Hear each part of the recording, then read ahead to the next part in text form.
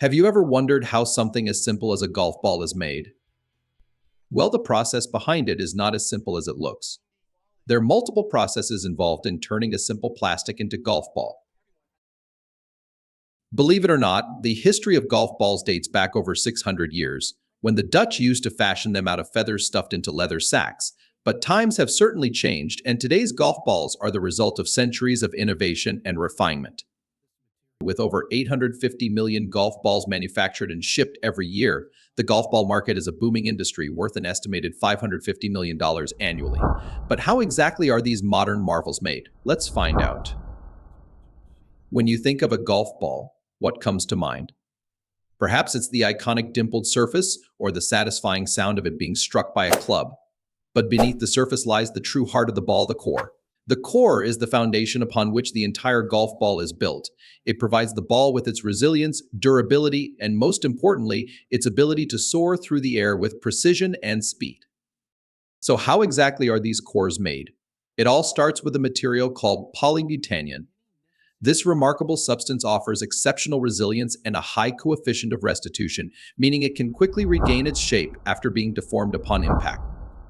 Polybutadiene is created through a process known as polymerization, where the raw materials are mixed and prepared according to a precise formulation. This mixture is then heated and softened, giving it a consistency similar to cake batter. Once the polybutadiene material is prepared, it is fed into a series of calendering rollers.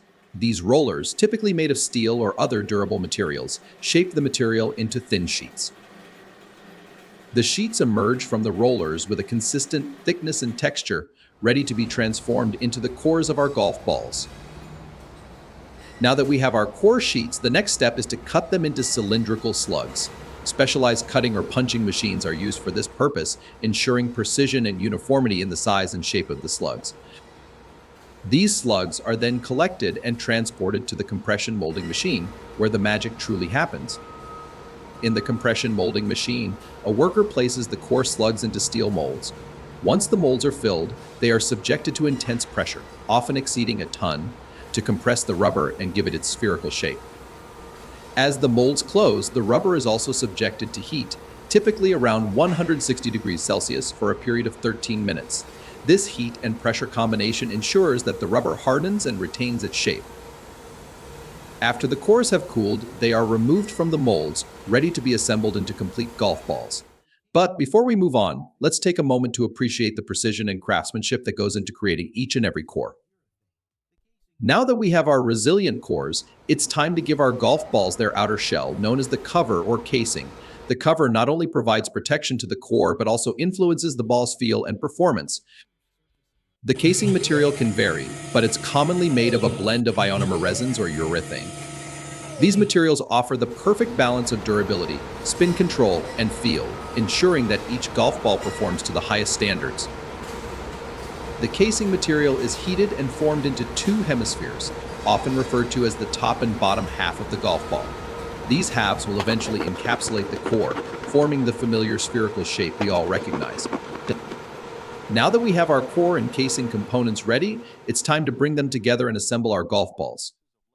A worker carefully places the core inside one of the casing hemispheres. To ensure a secure bond, the interior surface of the casing is often treated with a special adhesive or primer.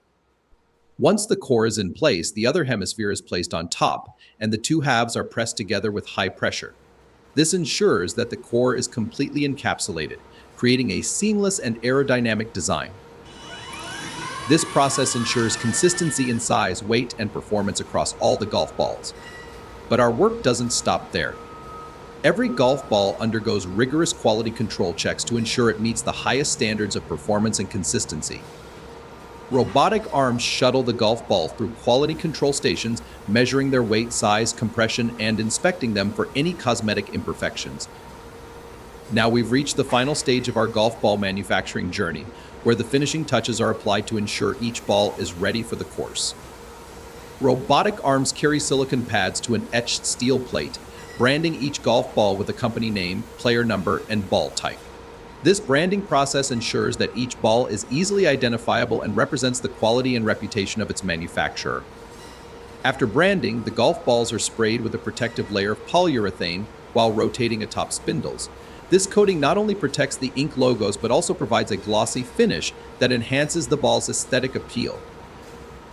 Finally, the golf balls are placed on a drying rack and heated at a precise temperature to cure the polyurethane coating. This ensures that the finish is durable and resistant to wear and tear during play. And that's how your golf balls are made. If you enjoyed watching this video, give it a like and subscribe to our channel. See you in next video.